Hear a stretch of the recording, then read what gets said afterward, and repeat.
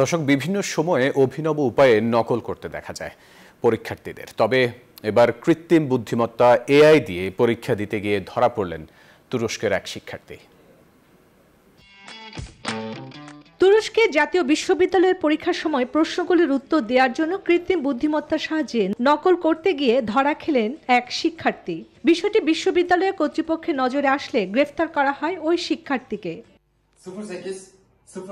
জানা যায় ওই শিক্ষার্থী এআই ডিভাইসের মাধ্যমে পরীক্ষার উত্তর দেওয়ার চেষ্টা করছিলেন। বিশ্ববিদ্যালয়ের কর্তৃপক্ষ জানায় পরীক্ষার হলে বসে অদ্ভুত আচরণ করছিলেন ওই শিক্ষার্থী। পরীক্ষার হলে দায়িত্বে থাকা শিক্ষকের সন্দেহ হলে তাকে তল্লাশি করা হয়।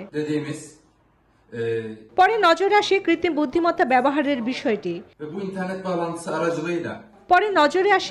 বুদ্ধিমত্তা ব্যবহারের বিষয়টি। তাকে সহযোগিতা করছিলেন অন্য এক ব্যক্তি। পরে তাকে সহ নকল করা ব্যক্তিকে পুলিশ গ্রেফতার করে। ধরা পড়ার পর কৃত্রিম বুদ্ধিমত্তা কিভাবে নকল করা যায় সেই বিষয়টি পুরোপুরিভাবে ভিডিও করে পুলিশ কর্মকর্তা।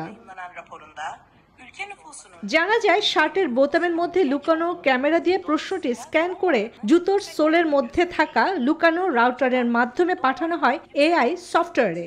এরপর প্রশ্নের উত্তর বের করে এআই জানিয়ে দেয় কানের ভেতরে থাকা ইয়ারফোনে। চন্দ্রানী চন্দ্রা, নিউজ 24।